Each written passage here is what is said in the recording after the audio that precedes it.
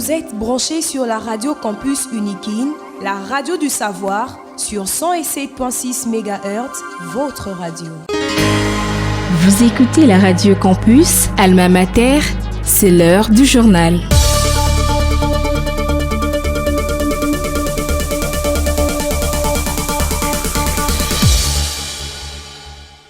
Merci de choisir la radio Campus Alma Mater pour vous informer. Voici le titre à la une de l'actualité. Le 13 février de chaque année, le monde célèbre la Journée internationale de la radio. Le thème choisi pour cette année, radio et changement climatique. Vous suivrez les détails dans ce bulletin. Situation sécuritaire à l'est de la RDC. À quelques heures de l'expiration de l'échéance, le gouvernement appelle à la convocation urgente de la réunion des chefs d'état-major des armées de l'EAC et de la SADC pour faire respecter le cessez-le-feu et la cessation des hostilités. Vous suivrez les détails dans ce bulletin. Bonne nouvelle pour les opérateurs économiques congolais qui sont désormais appelés à exporter leurs produits vers les États-Unis d'Amérique sans paiement des frais de douane. Vous suivrez les détails dans ce bulletin. À la présentation de ces bulletins d'information, Lucien Pongwe.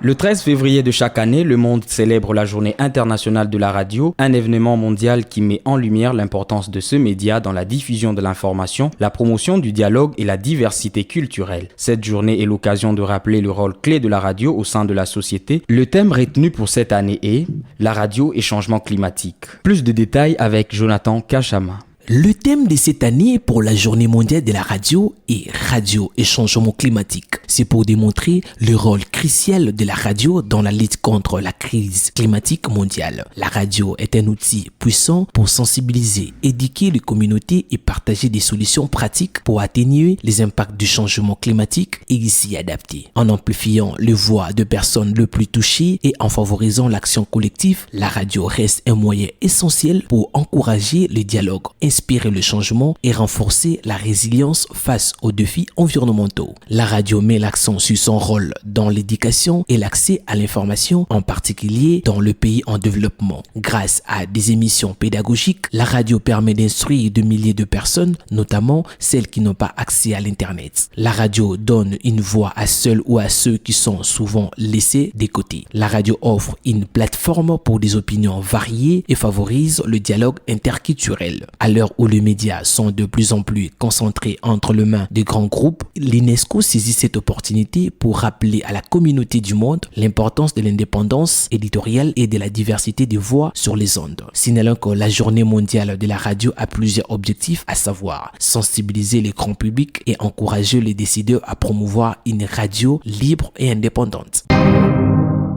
Situation sécuritaire dans la partie est de la République démocratique du Congo. À quelques heures de l'expiration de l'échéance, le gouvernement appelle à la convocation urgente de la réunion des chefs d'état-major des armées de l'EAC et de la SADC pour faire respecter les cessez-le-feu et la cessation des hostilités. Le détail avec Glodav Boloy. Les sommets conjoints SADC-EAC avaient chargé les chefs d'état-major des armées de l'EAC et de la SADC de se réunir dans un délai de 5 jours pour fournir des directives techniques sur l'instauration d'un cessez-le-feu et la cessation des hostilités immédiates sans condition à la suite de la détérioration de la situation sécuritaire et humanitaire dans la province du Nord Kivu depuis l'occupation de Goma par la rébellion du M23 soutenue par les Rwandais. Plus de 4 jours après les assises de Dar es Salaam, les lignes ne semblent pas bouger conformément aux résolutions de ces sommets conjoints et les combats se poursuivent sur les différents fronts. C'est ainsi que le gouvernement de la République démocratique du Congo a interpellé la SADC et l'EAC à convoquer en urgence la réunion des chefs des forces de défense. La RDC a averti que la tentative de détourner l'attention des véritables causes du conflit serait rejetée. La crise actuelle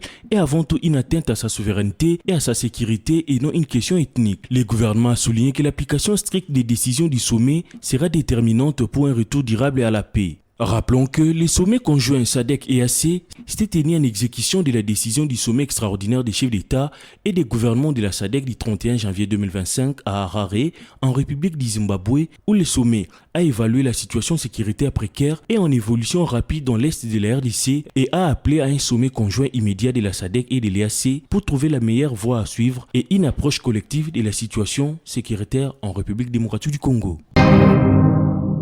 Le député national Toby Kayumbi a annoncé lors de la session extraordinaire tenue au Palais du Peuple que les membres du gouvernement ont décidé d'un commun accord de réduire une partie significative de leur rémunération. Cette mesure vise à soutenir les efforts de guerre en cours, témoignant ainsi une solidarité sans précédent face à la situation actuelle. Toby Kayumbi a souligné l'importance de cette initiative pour mobiliser les ressources essentielles et a encouragé l'unité nationale en ces temps difficiles. On l'écoute. Cette session a été convoquée par le bureau de l'Assemblée sur la demande du chef de l'État. C'était une session extraordinaire qui comportait 2 points essentiels.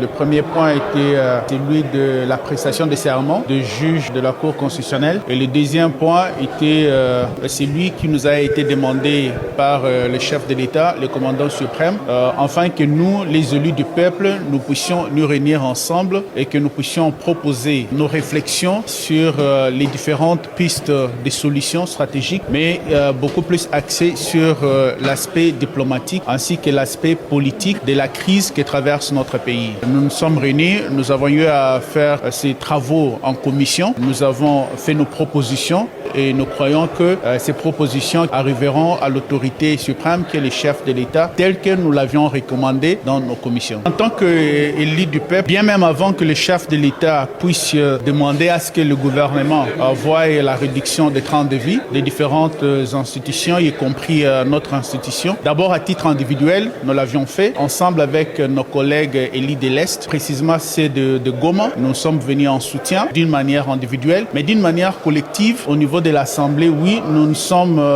décidés d'un commun accord de céder une bonne partie de notre rémunération pour que cela puisse contribuer aux efforts de guerre. Mais voilà, nous demandons à nos FARDC que nous soutenons, que nous encourageons pour leur bravoure. Ils se sont battus corps et âme pour notre nation. Ils doivent savoir qu'au front où ils sont, nous sommes avec eux, nous les accompagnons. Bonne nouvelle pour les opérateurs économiques congolais qui sont désormais appelés à exporter leurs produits vers les États-Unis d'Amérique sans paiement des frais de douane. Cette décision de l'administration Trump a été transmise au ministre de Commerce extérieur Julien Paluku Kahongya au nom du gouvernement congolais. Dans ce document, les États-Unis d'Amérique saluent le progrès réalisé par la RDC pour renforcer l'état de droit et les réformes économiques ainsi que le recrutement des inspecteurs du travail pour protéger le droit des travailleurs. Et également, l'administration Trump a appelé à la poursuite des mesures de protection des droits humains et la lutte contre l'impunité en RDC. Bouclons ces bulletins d'information par ce communiqué de l'Hôtel des Villes. Sur instruction de son Excellence Monsieur le gouverneur de la ville de Kinshasa, Daniel Bumba Lubaki, il est porté à la connaissance des opérateurs du secteur publicitaire et du public que l'implication des tout nouveaux dispositifs publicitaires sur toute l'étendue de la ville de Kinshasa est formellement interdite jusqu'à nouvel ordre. Toutes les autorisations antérieures à ces présents communiqués sont suspendues. Une commission mixte d'experts sera mise en place aux côtés de la Direction générale de la publicité extérieure de Kinshasa afin de procéder à un état de lieu et à une évaluation approfondie de la viabilité des structures publicitaires existantes ainsi que la qualité légale des intervenants. Un nouveau cadastre publicitaire sera élaboré en conformité avec les ambitions d'embellissement de la ville et d'amélioration du paysage urbain conformément au programme de l'exécutif provincial de Kinshasa, Kin Ezobunga. Les opérateurs légalement constitués sont priés, toute affaire cessante, de procéder à la déclaration de l'ensemble de leurs dispositifs ainsi qu'au paiement des taxes irrélatives auprès du service de la DGPK. Vous l'avez certainement compris, c'est la fin de ces bulletins d'information présentés par Lucien Pungwe. Mais avant de nous séparer, je vous rappelle le principal titre. Le 13 février de chaque année, le monde célèbre la journée internationale de la radio. Le thème choisi pour cette année, la radio et changement climatique. Vous avez suivi les détails dans ce bulletin. Situation sécuritaire dans l'est de la RDC à quelques heures de l'expiration de l'échéance. Le gouvernement appelle à la convocation urgente de la réunion des chefs d'état-major des armées de l'EAC et de la SADC pour faire respecter les cessez-le-feu et la cessation des hostilités. Vous avez suivi les détails dans ce bulletin. Bonne nouvelle pour les opérateurs économiques congolais qui sont désormais appelés à exporter leurs produits vers les États-Unis d'Amérique sans paiement des frais de douane. Vous avez suivi plus de détails dans ce bulletin. Concours rédactionnel Jean-Paul Mbouya Koutoumissa, Glodav Boloy, Jonathan Kachama, à la réalisation Emmanuel Boutella, sous la supervision des Lixen Kinou. Restez branchés sur la 107.6 MHz, la Radio Campus Alma Mater, la radio du savoir.